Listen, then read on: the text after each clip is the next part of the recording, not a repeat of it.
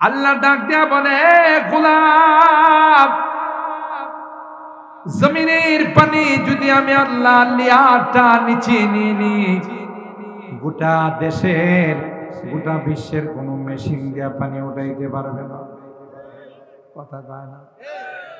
আসমানের পানির মালিক কে? জমিনের পানির মালিক কে? ক্বালা খরাখতাহা লিতুগরিকা আহলাহা লাকাদ জিতা শাইআন নুকরা। হযরতে খিজির যখন নৌকার তক্তাটা খুলে ফেলে দিল, মুসা পয়গম্বর কয়, আর যাই হোক কামটা কিন্তু ঠিক করলেন না। ভাড়া নেয় নাই, বরকতের জন্য আমাদেরকে পার করে দিয়েছে। আপনি তাকে দোয়া দেওয়ার দরকার ছিল, কিন্তু তা না করে তক্তাটা খুলে ফেললেন, নৌকাটা অচল করে দিলেন। যারা নৌকাতে উঠবে সবাই ডুববে। হযরতে খিজির বললেন, কি জন্য নৌকা ডুবে যাবে, কেন তক্তা না খুলে ফেলছেন? খিজির আলাইহিস সালাম আস্তে করে কয়, আপনার আম্মা যখন ছোটকালে আপনাকে পানিতে ভাসাই দিয়েছিলেন, তখন কি আপনার বাক্সের মধ্যে ছিদ্র ছিল না, খোলা ছিল না? কয় মন পানি ঢুকছিল? সুবহানাল্লাহ। হযরত মুসা পয়গম্বর মাথায় হাত দিয়ে কয়, ইয়া আল্লাহ, আমার জীবনের শুরুর ঘটনা এই মিয়া জানে কেমন করে? সুবহানাল্লাহ। আপনি জানলেন কেমন করে? কই যে আল্লাহ আমার কাছে আপনাকে পাঠাইছেন, সেই আল্লাহ আমাকে জানাইছে। তখন তিনি দরখাস্ত করে বললেন, হাল আত্তাবিউকা আলা আন তুআল্লিমানি মিম্মা উল্লিমতা রুশদা। ক্বালা ইন্নাকা লান তাস্তাতিআ মাইয়া সাবরা। আপনি পারবেন না, আমার কাজগুলোতে আপনি ভেটো দিবেন। বললেন যে ওয়া কাইফা তাসবিরু আলা মা লাম তুহিত বিহি খবরা। আর পারবেন না, এই জন্য আপনার হলো ইলমে তাশরীহ, আমার ইলমের নাম হলো ইলমে তাকবিনী। আমি গোপন রহস্য আল্লাহ জানাইছেন, যেগুলো আপনার জানা নেই আমি করব, সাথে সাথে আপনি প্রশ্ন করবেন। কথা বলেন ঠিক কিনা? হযরত মুসা পয়গম্বর বললেন, ক্বালা সাতাজিদুনি ইনশাআল্লাহ সাবিরা ওয়ালা আ'সি লাকা আমরা। না, আমি আপনার এগুলো মাইনা চলে না। আল্লাহ মূলত পাঠাইছেন যে আপনি শিক্ষিত, আপনি বিচক্ষণ, সব ঠিক আছে, কিন্তু আপনার শব্দ চয়নটা কি হয় না ঠিক। হযরত ইব্রাহিম খলিলুল্লাহ নমরুদ কি ডাক দেয়া কয়, আল্লাহ এতদিন পর্যন্ত সূর্যটা একদিক থেকে উঠাইছে, আরেকদিকে ডুবাইছে, তুমি এখন নতুন খোদা হিসাবে দেখাই দাও। ফেরাউনের পায়জামা গাড়াও, সবার সামনে ফেরাউন লজ্জা পাইছে, নমরুদ লজ্জা পাইছে, ঠিক কিনা বলে? এবার নমরুদের ডাক দেয়া কয়, ইব্রাহিমের কাছে পয়েন্টে আমি হেরে গেলাম, তাই ইব্রাহিমের সঙ্গে কোনো কথা নয়, হাত থাকতে মুখ দিয়া কোনো কথা চলবে না। এরকমের কিছু লোক সমাজে আছে না? কিরে কে কথা বাড়াইছে? হাত থাকতে মুখে আবার কথা কিসের আছে না? নাই আপনাদের না রইতে নাই বেশি।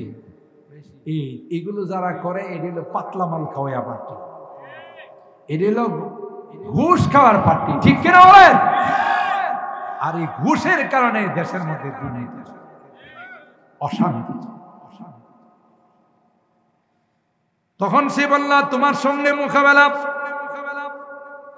মুখ দিয়ে নয়, অস্ত্র দিয়ে হবে। আগুন জ্বালাইলো, ঘটনা সবার জানা আছে। ইব্রাহিম খলিলুল্লাহকে চরকার মাধ্যমে ফেলে দিবে। জিবরাইল আমিন এসে বললেন, ও পয়গম্বর, কোনো হেল্প লাগবে কিনা বলে? চিনেন তো আমার কত পাওয়ার। আল্লাহর খলিল, মুসলিম মিল্লাতের পিতা ইব্রাহিম খলিলুল্লাহ, তোমার হেল্প কেন লাগবে? যে আল্লাহর জন্য আগুনে ঝাঁপ দিচ্ছে, সেই আল্লাহ আমার জন্য যথেষ্ট। আগুনে ফেলে দিবে, কোনোভাবেই সম্ভব নয়। চরখা দিয়ে আগুনে ফেলার জন্য প্রস্তুতি নিল, তাও সম্ভব হয় না। ইবলিসে পরামর্শ দিল, ফেরেশতারা ধরে রাখছে, জানার কাজ শুরু করে দাও, বেবিচারের আড্ডাখানা বানাও, তাইলে ফেরেশতা চলে যাবে। এখানে তোমার পক্ষে সম্ভব হবে ইব্রাহিমকে আগুনে ফেলে দেওয়া। নাউজুবিল্লাহ। চরখা দিয়ে যখন আগুনের মধ্যে ফেলে দিচ্ছিল, আল্লাহ পাক আগুনকে ডাক দেয়া বলল, আগুন, কুলনা ইয়া নারু কুনি বারদাও ওয়া সালামান আলা ইব্রাহিম। সুবহানাল্লাহ। আমার ইব্রাহিমের জন্য শান্তিদায়ক হয়ে যাও। পৃথিবীর সূচনা লগ্ন থেকে আজ পর্যন্ত হক আর বাতিলের লড়াই ছিল, হক বাতিলের দ্বন্দ্ব আর যুদ্ধ ছিল। আজ পর্যন্ত বাতিল কোনোদিন বিজয় হতে পারে নাই, বাতিল কোনোদিন বিজয় হতে পারে নাই। জোরে বলেন ঠিক কিনা? বিজয় কে হয়েছে? হক। সুতরাং কিয়ামত পর্যন্ত কোনোদিন বাতিল বিজয় হতে পারবে না, হকের বিজয় হবে। হক যারা করে, হকপন্থীদের গলায় বিজয় মালাকা চলবে। সুবহানাল্লাহ। সাদাকাল্লাহুল আযীম ওয়া সাদাকা রাসূলুহুন নবিয়্যুল কারীম ওয়া নাহনু আলা যালিকা লামিনাশ শাহিদিন ওয়াশ শাকিরিন ওয়ালহামদুলিল্লাহি রাব্বিল আলামিন। মোহব্বতের সাথে সকলে আল্লাহুম্মা সাল্লি আলা মুহাম্মাদিন ওয়া আলা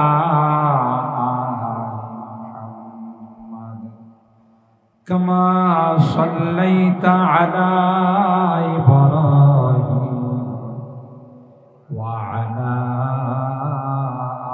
আলি ইব্রাহিম ইন্নাকা হামিদুম মাজিদ। আল্লাহুম্মা বারিক আলা মুহাম্মাদিন ওয়া আলা كما باركت على إبراهيم وعلى آل إبراهيم إنك حميد مجيد.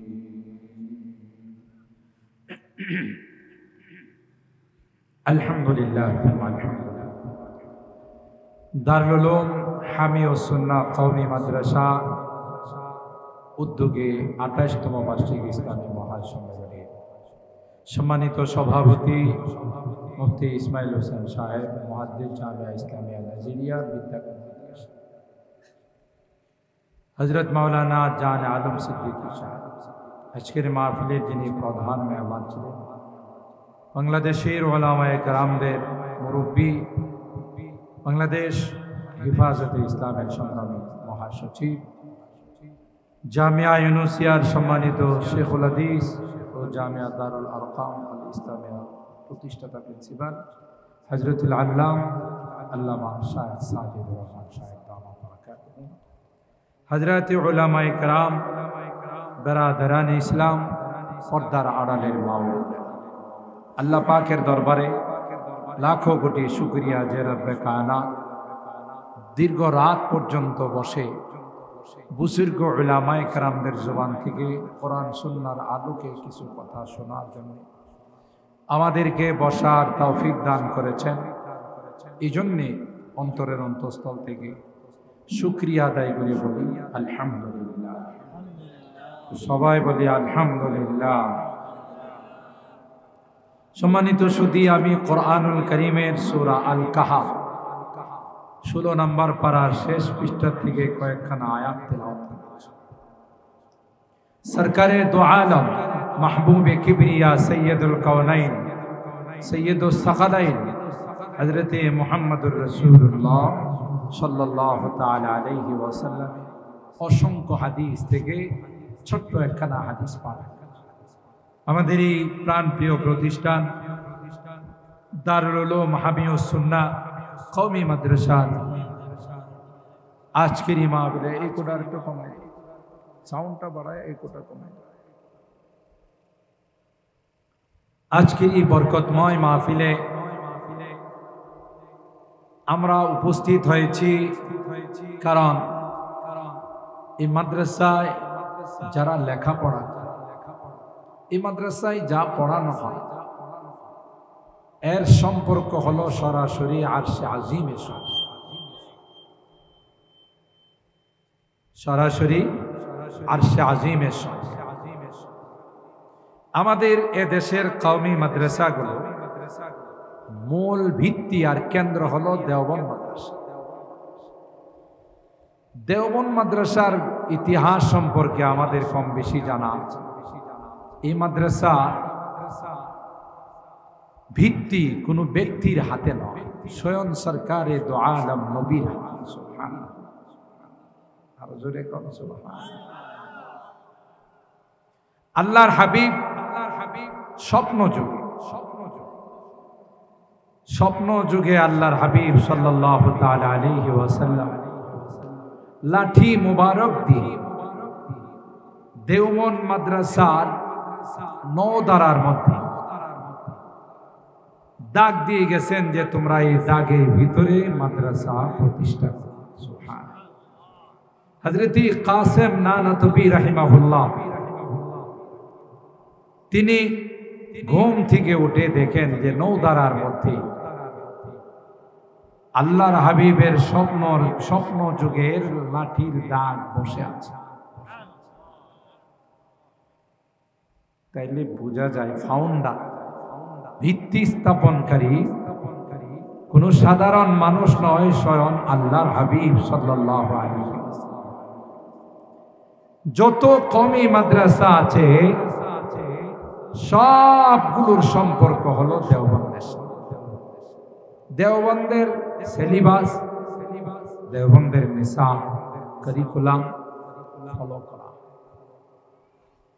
আর দেওবন্দ এমন একটি মারকাজে ফিকিরের নাম,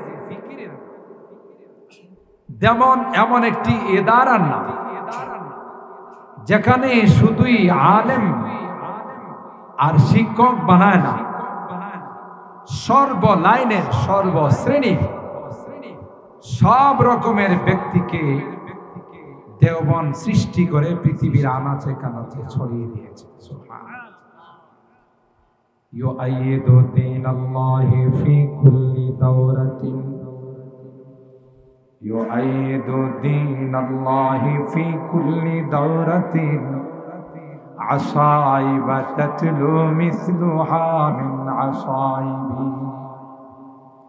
হযরত শাহ ওয়ালিউল্লাহ মুহাদ্দিস দেলভি রাহমাতুল্লাহি আলাইহি তার কবিতার মধ্যে লেখেন হুজ্জাতুল্লাহিল বালিগা, কয় আল্লাহ তাআলা তার দ্বীনকে, ইলমে ওয়াহীকে পৃথিবীর মধ্যে প্রতিষ্ঠা করার জন্য শুধু এক প্রকার এক শ্রেণীর মানুষকে তৈরি করেন না, কেউ তার কোরআনের আলফাজের খেদমতে লাগিয়ে দিয়েছেন, কাউকে তার হিফজের মধ্যে লাগিয়ে দিয়েছেন, কাউকে তাফসীরের মধ্যে, আবার কাউকে তার থেকে মাসলা মাসাইল বাইর করার জন্য লাগিয়ে দিয়েছেন, কেউ বা ময়দানের মধ্যে দুশমনদের সঙ্গে জিহাদ করার জন্য লাগিয়ে দেওয়া হয়েছে, কাউকে দাওয়াত আর তাবলীগের লাইনে লাগিয়ে দেওয়া হয়েছে।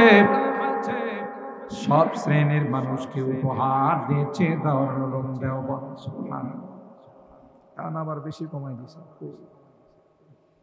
মুশকিল। আল্লাহ।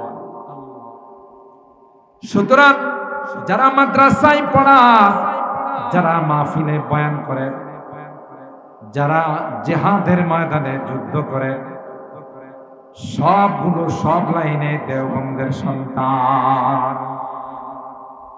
কোন জায়গার সন্তান? দেওবন্দের সন্তান। দেওবন্দ এমন সন্তান আবিষ্কার করেছে যারা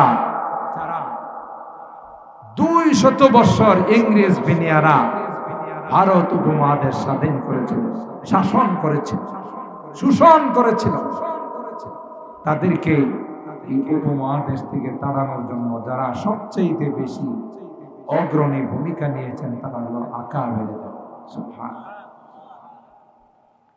ইংরেজদের বিরুদ্ধে কথা বলার কারণে চান্দনী চক থেকে নিয়ে খাইবার পর্যন্ত এমন কোন বৃক্ষ ছিল না, এমন কোন গাছ গাছালি ছিল না যেখানে উলামায়ে দেওবন্দের লাশ ছিল।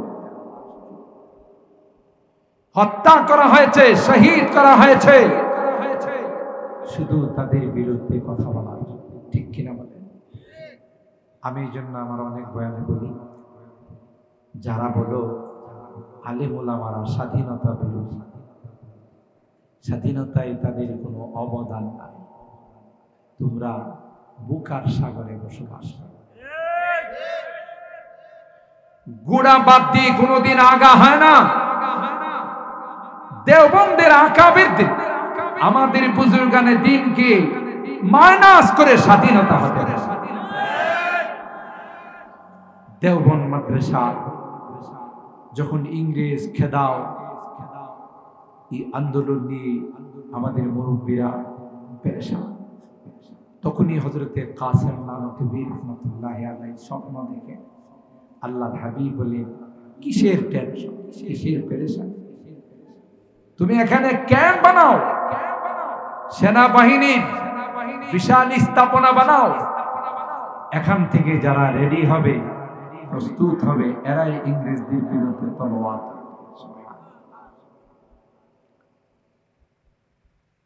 এই জন্য দেওবন্দ মাদ্রাসার প্রতিষ্ঠা। আর তাই হয়েছে দেওবন্দকে কেন্দ্র করে এই আন্দোলনের মাধ্যমে ইংরেজ বিনিয়ারা আর উপমহাদেশে থাকতে পারে না। তাই আল্লাহর হাবিব সরাসরি এই ক্যাম্পেন ফাউন্ডেশন দিয়ে রাসূল আকরাম সাল্লাল্লাহু তাআলা আলাইহি ওয়াসাল্লাম ইংরেজ বিরোধী আন্দোলনের এক বিশাল ক্যাম্প, সেনা ক্যাম্প বানিয়ে তখন এখান থেকে আন্দোলনের সূচনা। এই জন্যে আল্লামা রিয়াসত আলী বিজনুরী রাহিমাহুল্লাহ তিনি বলেন, দেখো এই দেওবন্দ মাদ্রাসার ভিত্তি কিন্তু কোনো মানুষ রাখে নাই, সাধারণ কেউ রাখে নাই। সাকিয়ে কাউসার, যিনি হাউজে কাউসারের পানি পান করাবেন, তিনি স্বয়ং তার ভিত্তি রেখেছেন। খুদ সাকিয়ে কাউসার নে রাখি मैखाने की बुनियाद खुद साक़ी कौसर আল্লাহর হাবিব সাল্লাল্লাহু আলাইহি ওয়াসাল্লাম তিনি তার ভিত্তি রাখছেন। সুতরাং এই সকল মাদ্রাসাগুলো গোড়া মজবুত না নরম, শক্ত না নরম, আরো জোরে কান। এই মাদ্রাসাগুলো এতটাই শক্তিশালী, এতটাই মজবুত, কিয়ামত পর্যন্ত সমস্ত শক্তি, মহাশক্তি, পরাশক্তি একত্রিত হয়ে যদি চেষ্টা করে, আল্লাহর কসম এই কোরআনের লাইটগুলোকে কেউ অফ করতে পারবে না। যারা অফ করতে ষড়যন্ত্র করবে তারাই অফ হয়ে যাবে। দেখছেন না একটা সময় বাংলাদেশে আলেম ওলামা দেখলে রাজাকার কথা কয় না, একটা সময় মৌলবাদ, সন্ত্রাস, জঙ্গিবাদ, আর এই সকল নারী মাদ্রাসা সহ সমস্ত মাদ্রাসাগুলোকে বলা হয়তো জঙ্গিবাদ প্রজনন কেন্দ্র বলা হয়তো না। এরা এতটাই মগা যারা এই কথাগুলো বলছে, প্রজনন কিভাবে হয় এটাও জানে না। যেমন মিস্টার নমরুদ, এটা একটা ইন্টারন্যাশনাল গাধা ছিল, যেমন হারামজাদা ছিল তেমন কি ছিল, গাধা ছিল। সাইয়েদনা হযরত ইব্রাহিম খলিলুল্লাহ নমরুদের কাছে আল্লাহর একত্ববাদের দাওয়াত নিয়ে গেলেন। নমরুদ ইব্রাহিম খলিলুল্লাহকে বলেন, মার রাব্বুক আল্লাযী তাদউনা ইলাইহি, তুমি যে রবের দিকে আমাদেরকে আহ্বান করতেছো, এই রবের পরিচয় কি? قال ربي الذي يحيي ويميت। হযরত ইব্রাহিম খলিলুল্লাহ বললেন, আমার রবের পরিচয় হলো তিনি হায়াত আর মওতের মালিক। সুবহানাল্লাহ। যিনি হায়াত দেন, যিনি মৃত্যু দান করেন, তিনি হলেন আমার রব। এই গাদায় কয় কি আনা উহি ওয়া উমি, আরে কাম তো আমিও পারি। নাউজুবিল্লাহ। হায়াত আর মওত আমিও দিতে পারি। ইব্রাহিম আলাইহিস সালাম কয়, এ আবার কোন কথা রে? তুমি আবার কবে থেকে হায়াত মওতের মালিক হইলা? কয় দেখবা প্র্যাকটিক্যালি বাস্তবে দেখাবো। তাহলে দেখাও কিভাবে তুমি হায়াত আর মওতের মালিক। তাফসীরের কিতাবে আসে দুইজন কয়েদিকে ডাকছে। সাউন্ডটা মজা পাইলাম না, ইকোটা হালকা দাও। তুমি ইকো বন্ধ করে দিলা কেন? এটা আরে হালকা হালকা ইকো দাও বেশ। এই তো এখন ঠিক আছে, ঠিক আছে, এখন ঠিক আছে। আর দরার দরকার নেই, ঠিক আছে, ঠিক আছে। আল্লাহ কয় আমিও হায়াত মওতের মালিক। নাউজুবিল্লাহ কবেন না। তুমি আবার কেমন করে হায়াত মওতের মালিক? জেলখানার থেকে দুইজন কয়েদিকে আহ্বান করে ডেকে একজনকে বলল তুমি বেকসুর খালাস, আর জল্লাদ দায়িকা আরেকজনকে হত্যা করে। এবার ইব্রাহিম আলাইহিস সালাতু ওয়াস সালামকে নমরুদ বলে, দেখলা আমি একজনকে মারলাম আরেকজনকে জিন্দা করলাম। ইব্রাহিম আলাইহিস সালাম মাথায় হাত দিয়ে কয়, আগে মনে করছিলাম গোবর থাকলেও টাটকা গোবর, বাসি গোবর কথা কয়। মাথার মধ্যে কিছু গোবর আছে জানতাম, কিন্তু মনে করছিলাম যে এই গোবরটা টাটকা গোবর, বাসি গোবর। কিন্তু দেখি বাসির থেকেও বাসি, এর মাথার মধ্যে গোবরও নাই। জিন্দা করলো কেমনে, মানলো কেমন? অর্ডার দিছে মরছে তা না হয় বুঝছে। যে বেটারে কইলো তুমি বেকসুর খালাস, হে কি আগে মরা আছিল? কথা কয় না, জিন্দা কইছে বেকসুর খালাস। আর এই মগায় কি কয়, হেরে জিন্দা করছে। ইব্রাহিম আলাইহিস সালাম দেখছে যে পয়েন্টটা একটু পরিবর্তন করা দরকার, এই পয়েন্টে এর সাথে কথা বলে না। বুঝলেন? কিছু ভণ্ড আছে, আপনাদের এই এলাকায় আছে কিনা জানি না। ভণ্ডরা আপনার সাথে এমন ভাবে কথা কইব, আপনি যদি তার বিরোধিতা করেন কইব যে এ মোল্লা তুই তো শরীয়ত জানিস, আমি জানি মারিফত। মারিফতের ভাষা একটা, শরীয়তের ভাষা আরেকটা। মারিফতের ভাষায় নামাজের মতো নামাজ একবার পড়লেই কথা কয় না, এটা বলে মারিফতের ভাষা। শরীয়ত ছাড়া কি মারিফত হয়? বলেন। কেউ যদি বলে আমি দুধ ছাড়া ঘি আর মাখন বানাইছি, কি মনে করেন সুস্থ না অসুস্থ? তার ঠিক আছে না লিক হইছে? কথা কয় না, লিক হয়ে গেছে। কিরে তুই দুধ ছাড়া মাখন পাইবি? ঠিক তো দ্রুপ শরীয়ত ব্যতীত মারিফত হতে পারে না। যারা বলে ওরা আস্থা ভণ্ড। কথা বলেন ঠিক কিনা? হযরত বড় হুজুর রাহমাতুল্লাহ আলাইহি হুজুরের মুখে সব মারিফত তো না, এটা মরার পথ। কিসের পথ? মরার পথ, এটা মারিফত। এদেরকে যদি আপনি কোরআন সুন্নাহ দিয়া কোনো কথা কন, মানব না। এ মৌলভী, কোরআন সুন্নাহ তো শরীয়তের কথা, আমি মারিফতের লাইনে আছি। শরীয়তের ক্লাস পরীক্ষা দিয়া পাশ করে বানাইছি। তো এদেরকে আপনি বলতে হবে যে ঠিক আছে, নামাজের মতো নামাজ একবার পড়লেই চলে। কথা বলেন ঠিক না? এরে বলতে হবে খানার মতো খানা একবার খাইলেই যথেষ্ট। সকালবেলা ভালো করে খাবার দিয়া বট গাছের মধ্যে ভালো করে বাঁধতে হবে। দুপুরের সময় যখন খানা চাইবে তখন বলতে হবে খানার মতো খানা একবার খাইলেই চলে। কথা কয় না? আবার কিছু ভণ্ড আছে, যেই ভণ্ডগুলো বলে মনের নামাজ বড় নামাজ। কথা কয় না? মনের নামাজ বলে বড় নামাজ, কয় নামাজ দেখায়া পড়ি না। নামাজ যদি দীক্ষাই লাভ তাইলে এটা কি নামাজ হবে? বুঝলেন না? হে বলে নামাজ দেখায় পড়ে না, মনের নামাজ বড় নামাজ। এগুলো সব ভণ্ডামি ছাড়া আর কিছুই না।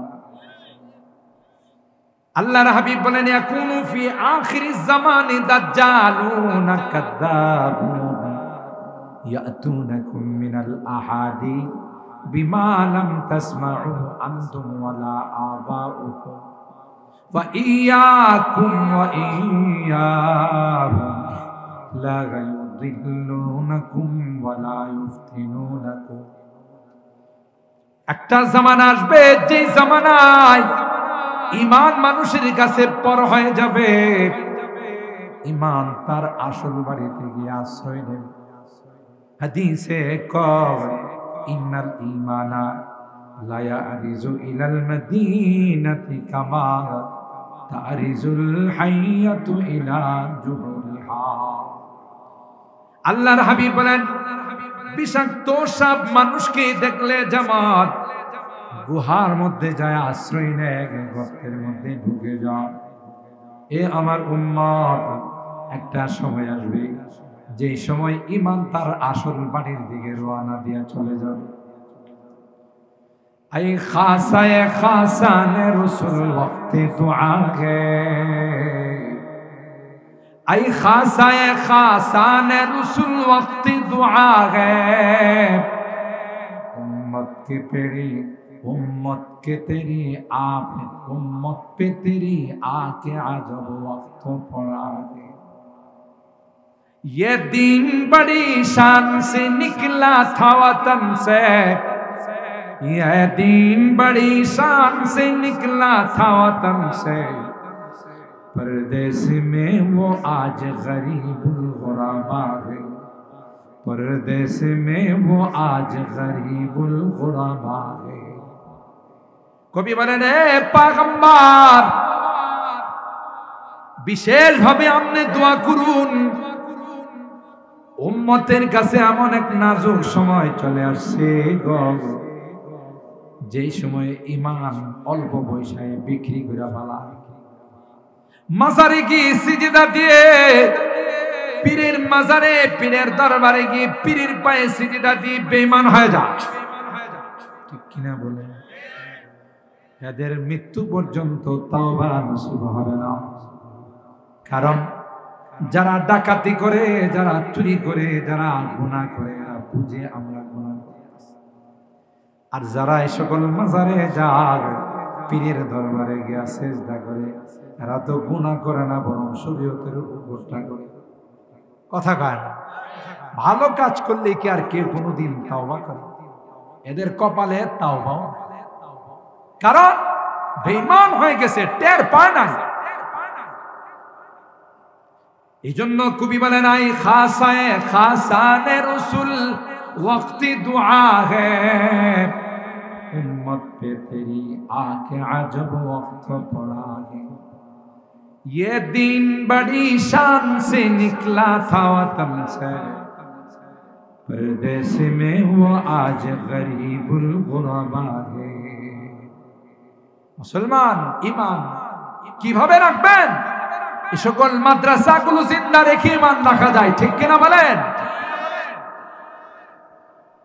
তখন হযরত ইব্রাহিম খলিলুল্লাহ মিষ্টান নমরুদকে বলল, তুমি যেহেতু নতুন করে আত্মপ্রকাশ করেছো, খোদার দাবি করেছো, তাই এখন থেকে তোমার ডিউটি হলো সূর্যটা পৃথিবীর সূচনা লগ্ন থেকে আমার আল্লাহ পূর্ব দিক থেকে উঠায় পশ্চিম দিকে ডুবায়।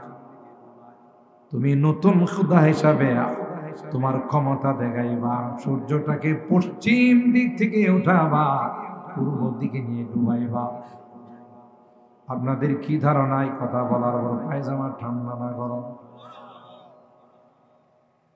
ফেরাউনের নমরুদের পায়জামা গরম। কি জবাব দিবি? কিন কর্তব্য বিমূঢ় হয়ে গেল, সবার সামনে লজ্জা পেল। আল্লাহর কসম, যারা জামানার পয়গম্বর হয় এদের মতো শিক্ষিত বিচক্ষণ প্রজ্ঞাময় কেউ হয় না। সবচাইতে বেশি বিচক্ষণতা এলেম জ্ঞান আল্লাহ তাদেরকে দান করে। যে আয়াতে কারিমা তিলাওয়াত করেছি তার প্রেক্ষাপট তার ভিন্ন নয়, যদিও এলিমের সাথে সম্পর্ক, মাদ্রাসার শিক্ষার সাথে সম্পর্ক। বিশাল মাহফিলে সাইয়েদনা হযরতে মুসা কালিমুল্লাহ বয়ান করতেছে, আপনাদের মতো এত রাত পরেও বসে বসে শ্রোতারা বয়ান শুনতেছে। একজন শ্রোতা বললেন, মান আ'লাম, এই জামানার সবচেয়ে জাননেওয়ালা ব্যক্তি কি? আপনার বয়ান তো অনেক সুন্দর, আলোচনা অনেক সুন্দর। মুসা আলাইহিস সালাম বলছিলেন, আনা, হ্যাঁ সবচেয়ে জাননেওয়ালা ব্যক্তি হলাম আমি। জবাবটা কিন্তু 100% সঠিক ছিল, কিন্তু আল্লাহর কাছে এই জবাবটা পছন্দ হয়। কারণ যারা জামানার নবী হন এরাই সবচেয়ে বেশি জ্ঞানী হয়, ঠিক কিনা বলেন? তো নবীদের সঙ্গে নাইবে নবীদের সঙ্গে কেউ মোকাবেলা করতে পারে না, ওয়ারাসাতুল আম্বিয়াদের সঙ্গে কেউ পণ্ডিতি করে পারে না, ঠিক না? আমি শুনছি হযরতে ফখরে বাঙ্গাল রাহমাতুল্লাহ আলাইহি ব্রাহ্মণবাড়িয়ার কৃতি সন্তান, কথা বলেন ঠিক কিনা? ফখরে বাঙ্গাল রাহমাতুল্লাহ আলাইহিকে একজন মস্কারা করে বলতেছিলেন, পাশে বৈশা খাইতেছিলেন দুইজন জেন্টলম্যান। একজন বললেন, হুজুর আপনাদের এলাকায় কুকুর কিভাবে খায়? আমরা আলেম ওলামারা কিন্তু বসলে প্লেট মুইসা খায়, চেটে খায়, হাড্ডি মাড্ডি থাকলে একটু কামড়ায়, এটার ভিতরে কোনো মগজ টগজ থাকলে সেটা ভাই। এটাই জেন্টলম্যান যিনি, হ্যাঁ আধুনিক যিনি, মডার্নের যিনি, তার কাছে খুব লাগলো যে আরে এই মৌলবীরা তো আনসুসাম, এটি কোনো সামাজিকতা বুঝে। তা আপনারা দেখবেন যারা একটু উচ্চ শিক্ষিত হয় এরা অর্ধেক খায় আর অর্ধেক ফলায়, কথা বলে নিজেদেরকে বুঝাইতে চায় আমি হলাম একজন মডার্ন, আমি হলাম একজন আধুনিক, এই জন্য আমি অর্ধেক খাইছি আর অর্ধেক ফলাইছি। তো হে যেহেতু ওই টাইপের মডারেট, এই জন্য হুজুরে যেহেতু প্লেট মুইসা খাইছে, হাড্ডি চুইসা খাইছে, মস্কারা করে কয় আপনাদের এলাকার কুকুরে কেমনে খায়। তো হযরতে ফখরে বাঙ্গাল তো উপস্থিত জবাব দিতে পারত। হযরত বড় হুজুর রাহমাতুল্লাহ আলাইহির কাছে শুনছে, ব্রাহ্মণবাড়িয়া একসময় তো কাদিয়ানীদের আকড়া ছিল, আপনারা জানেন না? থাকলেও কেন্দ্র নাই, মসজিদে ফাতা। কাদিয়ানী মসজিদকে বিজয় করার পর এটার নাম দেওয়া হয়েছে মসজিদুল ফাতা, বিজয় মসজিদ, ঠিক না? বড় হুজুরের জবান থেকে শুনছি পাকিস্তান থেকে বড় বড় কাদ্দানি আসে। কারা? যারা আমার নবীকে শেষ নবী বলেন। আমার নবীর পরে কোন নবী আছে? যারা মানবে না এরা কি মুসলমান না বেঈমান? এরা কি মুমিন না কাফের? যারা তাদেরকে মানে বিশ্বাস করে, তাদের সাথে লেনদেন করে, এরাও কি? এটা এমন খারাপ। তো এই কাদিয়ানী সম্প্রদায় এরা তো আমার নবীকে শেষ নবী মানে। তো পাকিস্তান থেকে বড় মৌলভীকে ভাড়া করে নিয়ে এসে হায়ার করে হেত মনে করছে আরে বাংলাদেশে মোল্লা মৌলভী এগুলো আমাদের সাথে কি পারবে, আর এখানে যে ফখরে বাঙ্গাল বসে রয়েছে এই গাধার কি নাই খবর, কথা বলে হ্যাঁ সেই বলতেছে मुनाजरा अरबी से होगा, उर्दू से नहीं, बांग्ला से नहीं। उर्दू भाषा দিয়ে मुनाजरा হবে না, বাহাস হবে না, হবে আরবি ভাষা। বলছে যে आप लोग तैयार है, মনে করছে কে আমার সাথে আরবি কইব। হযরত বললেন হ্যাঁ हम तैयार है, कोई बात नहीं। सुभान अल्लाह। एरबार बोलते से मेरे फरीक़े मुकाबिल जो भी दावा करेगा मैं उसे रद्द करूंगा। আমার এন্টি পার্টি বিরোধী পার্টি যে কোনো দাবি করবে সাথে সাথে আমি এটা প্রত্যাখ্যান করব, বাতিল করে দিব। আরে বাপ, তো বড় হুজুর রহমাতুল্লাহ আলাইহি বলেন যে ফখরে বাঙ্গাল তো পান খাইতেন বেশি, প্রচুর পরিমাণে পান খাইতেন, একটার সাথে আর একটা লাগে। আর পান ওলামা কা শান, পান খাওয়া এটা আলেমুল আমাদের একটা শান। আমাদের এক হুজুর তো বইলেই বলেছে যে পান খাওয়া এটা আদম আলাইহিস সালামের সুন্নাত। আমি বললাম যে পান খাওয়া যে আদম আলাইহিস সালামের সুন্নাত এটা পাইছেন কাছে ফাআকালা মিনহা, আদম আলাইহিস সালাম আর হাওয়া আলাইহিস সালাম গাছের থেকে পাতা খাইছে, এটাও পান খাওয়া। তো পান খাইতেন, পানের মধ্যে চুন লাগাইতেছেন আর মুস্কে হাসতেছেন যে আমি যে কোনো দাবি করলে তুই রদ করবি। তখন বললেন যে আমার দাবি হলো লা ইলাহা ইল্লাল্লাহ মুহাম্মাদুর রাসূলুল্লাহ, আল্লাহ ব্যতীত কোনো মাবুদ নেই, এটা আমি দাবি করলাম। তুই যদি বাপের বেটা হয়ে থাকো সেটা রদ কর। এবার আর পায়জামাও ঠান্ডা না গরম। যখন ফখরে বাঙ্গাল বলছেন লা ইলাহা ইল্লাল্লাহ মুহাম্মাদুর রাসূলুল্লাহ, এটা আমার কলমার দাবি, আর তুই বলছিস যে কোনো দাবি করলি তুই এটারে কি করবে, বাতিল। এটা আমার একটা দাবি, তুই বাপের বেটা হলে বাতিল কর। হ্যাঁ যদি বাতিল করে তাহলে মুমিন থাকবো না কাফের হয়ে যাবো, আর না করলে তুই এত বড় কথা কইলে গিললে। আমরা তো হয়তো ভাবতাম যে মুসাল্লামুস সুবুত অথবা সুল্লামুল উলুম অথবা মাইবুজি, এই জাতীয় কুতবি, শরহে তাজিব, শরহে চাকমানি, তাসরি, ওকলিদাস, শামসে বাজেগা, এই সমস্ত কঠিন কঠিন ফননাতির কিতাব থেকে একটা অংশ বাইর করে বলতাম যে বেড়া হইলে তুই এটা রদ কর। আর উনি মুস্কে হাসি দিয়া লা ইলাহা ইল্লাল্লাহ মুহাম্মাদুর রাসূলুল্লাহ আফতিলহু হাদা দাওয়াই, তুই বাতিল কর। এখন হবে গেছে বিপদ, বাতিল করলো ঝামেলা, না করলো বাস এক পয়েন্টে হেরে গেছে। উপস্থিত জবাব আমাদের আকাবের দিচ্ছিলেন। সুবহানাল্লাহ।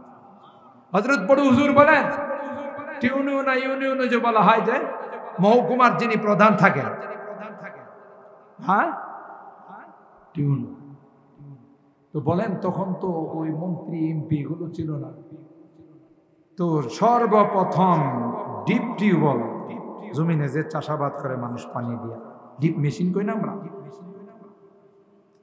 এটা সর্বপ্রথম ব্রাহ্মণবাড়িয়াতে আসছে। পর বিভিন্ন সামাজিক ব্যক্তিদেরকে নিয়ে এটা উদ্বোধন করবেন তিনি, সাথে দোয়া করার জন্য মোল্লা একজনকে দাওয়াত দিয়েছেন, তিনি হলেন বড় হুজুর। আর এই ফখরে বাঙ্গাল রহমাতুল্লাহ মোল্লা হিসাবে, তো তিনি বুক ফুলাইয়া ভাষণ দিতেছেন, আজ থেকে পানির জন্যে, চাষাবাদের জন্যে আমাদেরকে সাতু পাখির মতো আকাশের দিকে তাকিয়ে থাকতে হবে। আর আসতে না, তার মানে কি বুঝেছে, আল্লাহ পানি দেওয়ার আর অপেক্ষায় থাকা। হযরত ফখরে বাঙ্গাল রহমাতুল্লাহ আলাইহি তার ডান হাতে চাপ দেয়া ধরে কয়, জমিন থেকে যে পানিটা উড়াইবেন এটাকে আপনার বাবার নাকি কথা কয়, জমিন থেকে যে পানিটা আপনি উঠাবেন এটাকে আপনার বাপ দাদা।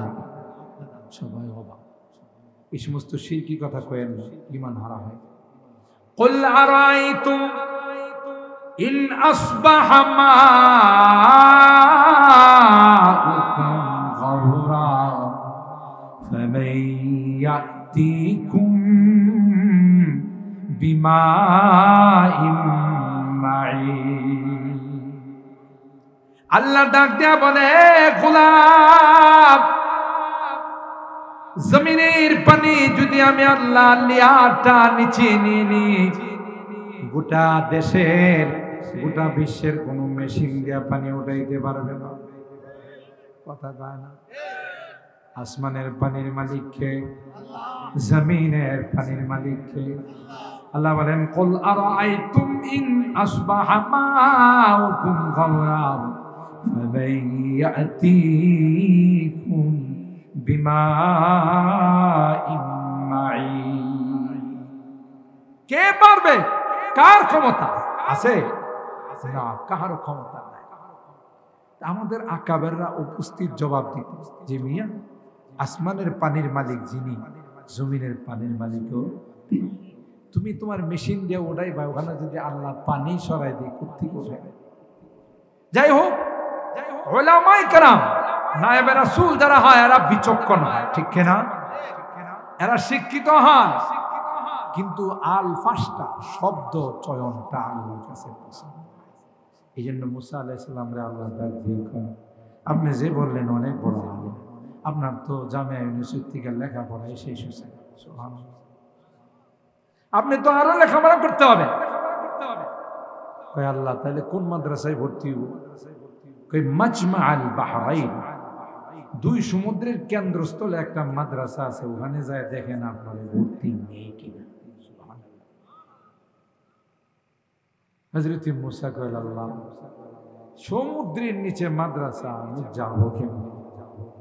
কই যাওয়ার রাস্তা আমি বলে দিতেছি, মাছ ভুনা করে। কয় মাছ ভুনা করে বেগে রাইখা দিবে, এটা জিন্দা হয়ে যখন নদীর পথে চলে যাবে, আমি আল্লাহ সুরুম পথ বানায় রাখবো, আশপাশের পানিকে মিলতে দিব। আর আস্তে সুবহানাল্লাহ, কোরআনে আছে না?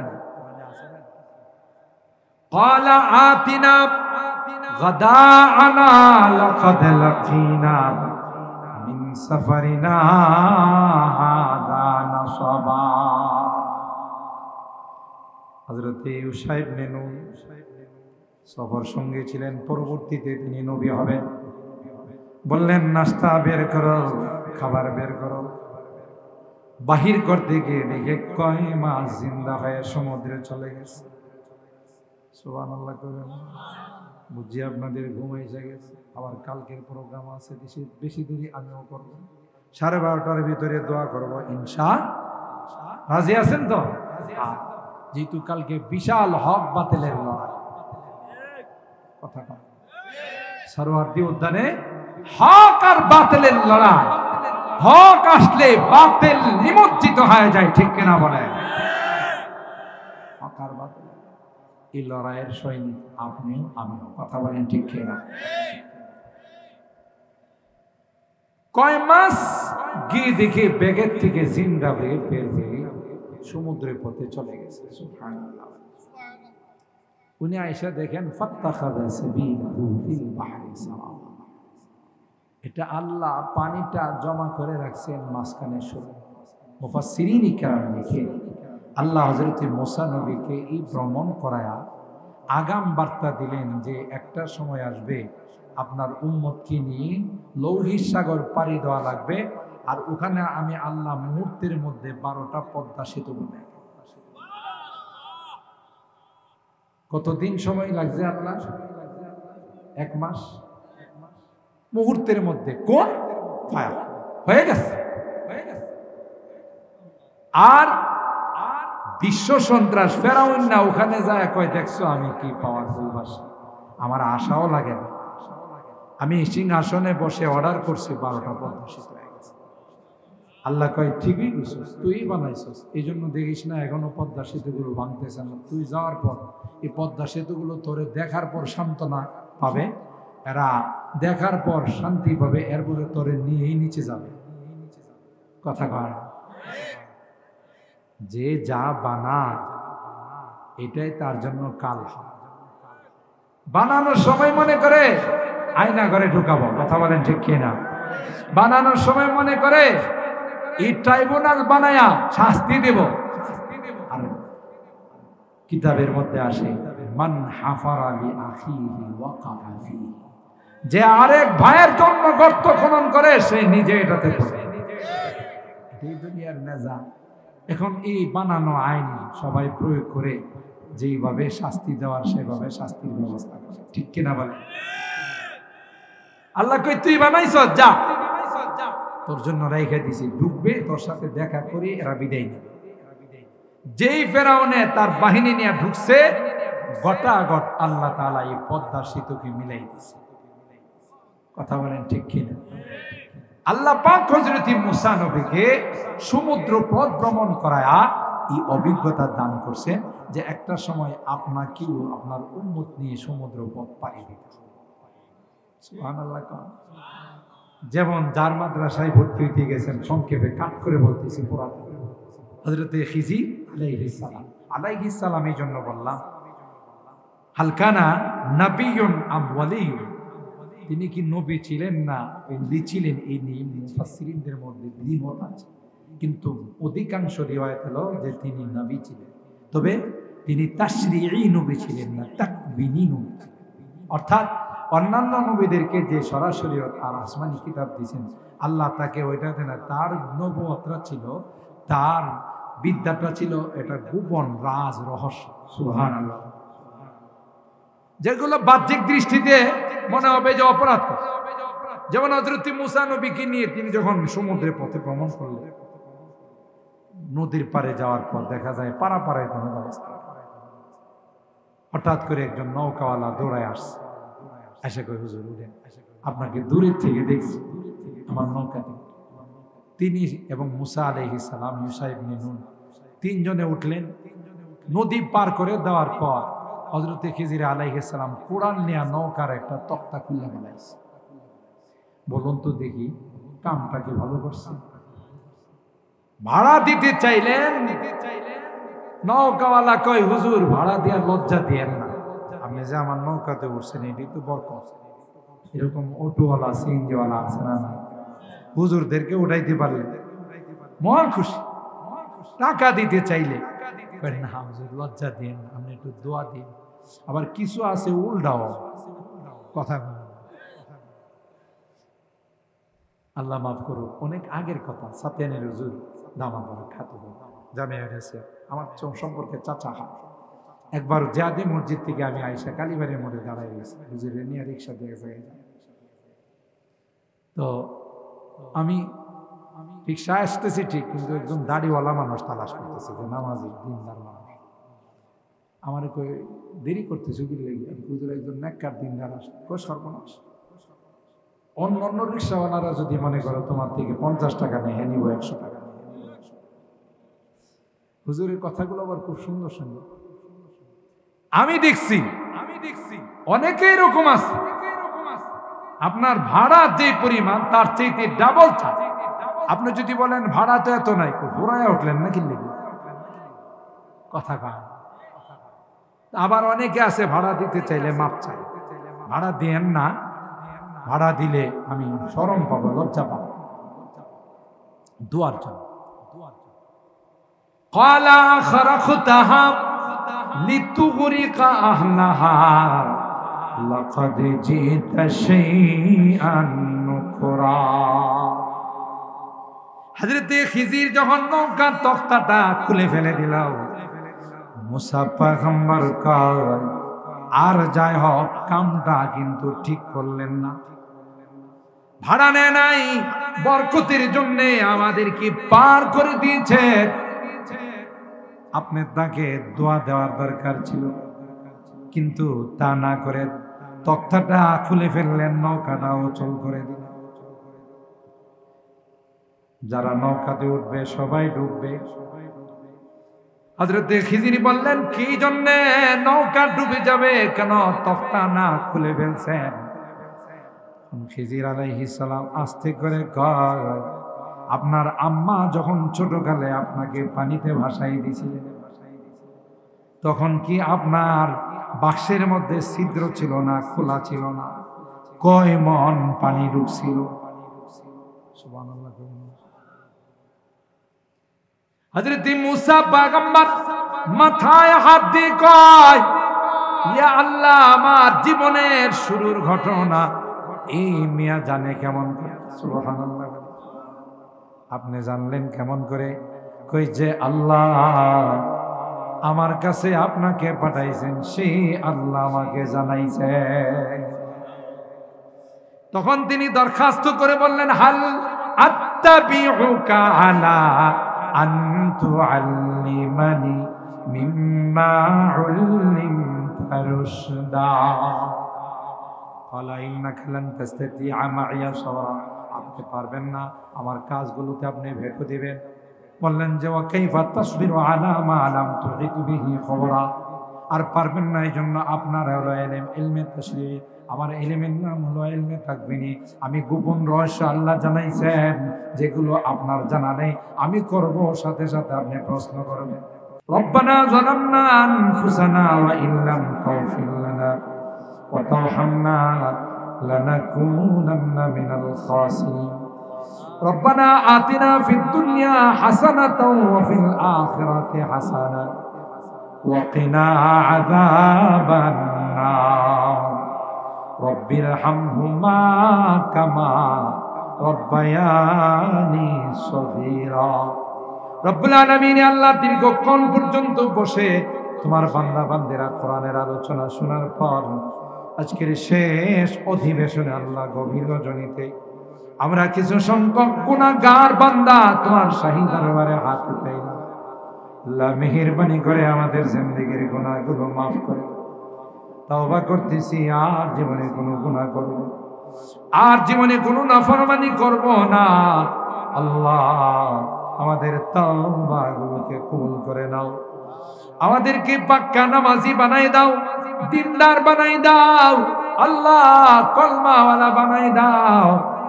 এ রব্বে করিম, কিয়ামতের কঠিন ময়দানে আমাদেরকে তুমি গুনাহগার বলে ডাক দিও। কোরআনে পড়েছি রে, গুনাহগারদেরকে গুনাহগার বলে ডাক দিও। আল্লাহ তাওবা করতেছি, আর কোন গুনাহ করব না। মেহেরবানি করে আমাদের তাওবাগুলোকে কবুল করে নাও। এই মাদ্রাসার জরুরিয়াতগুলো গায়বী খাজানাত থেকে পূরণ করে দাও। ছাত্র উস্তাদ এলাকাবাসীকে তুমি কবুল করে নাও ইয়া রাব্বাল আলামিন। আল্লাহ আমাদের রোগীদেরকে পরিপূর্ণ শিফা নসিব করে দাও। বিপদগ্রস্ত যারা আছেন তাদেরকে বিপদ থেকে উদ্ধার করে দাও। মুসিবত যাদেরকে মুসিবত থেকে উদ্ধার করে দাও ইয়া রাব্বাল আলামিন। আল্লাহ রোগীদেরকে পরিপূর্ণ শিফা নসিব করে দাও। আগামীকাল সরোয়ার্দী উদ্যানে আল্লাহ হক আর বাতিলের যুদ্ধ শুরু হচ্ছে। আল্লাহ বাতিলের পক্ষে তো তুমি নয়, হকের পতাকাকে তুমি উড্ডীন করে দিও আল্লাহ ইয়া রাব্বাল আলামিন। আল্লাহ বাতিলকে নিস্তেনাবুদ করে দিও আল্লাহ, হকের বিজয়কে তুমি উজ্জ্বল করে দিও আল্লাহ ইয়া রাব্বাল আলামিন। আল্লাহ তামাম জানেন যত মুসলমান নরনারী কবরে শুয়ে আছেন মাফ করে দাও। খাস করে আমাদের মা বাবা, দাদা দাদি, নানা নানি, শ্বশুর শাশুড়ি, ভাই বেরাদর, আত্মীয় স্বজন যারা অন্ধকার কবরে শুয়ে আছেন তাদেরকে মাফ করে দাও আল্লাহ। তাদের কবরগুলো জান্নাতের বাগান বানাই দাও। আমার মুরব্বীদেরকে আবু বকরের মতো বানাই দাও। যুবকদেরকে জান্নাতি যুবক হিসাবে কবুল করে নাও। পর্দার মা বোনদেরকে আবেদা, সাহেদা, সালেহা, নেককার, দিনদার বানাই দাও ইয়া রাব্বাল আলামিন। আল্লাহ যারা মুরব্বীরা কবরে শুয়ে আছেন তাদেরকে মাফ করে দাও। তাদের কবরগুলো জান্নাতের বাগান বানাই দাও। আমি যদিও গুনাহগার, অনেক আলেম ওলামাদেরকে নিয়ে হাত উঠাইছি, অনেক পর্দানশীল মা বোনদেরকে নিয়ে হাত উঠাইছি। যাদের হাতখানা পছন্দ হয় সে হাতের ওসিলায় আমাদের দোয়াগুলো কবুল করে নাও। রব্বানা তাকাব্বাল মিন্না ইন্নাকা আনতাস সামিউল আলিম ওয়া তুব আলাইনা ইন্নাকা আনতাত তাওয়াবুর রহিম।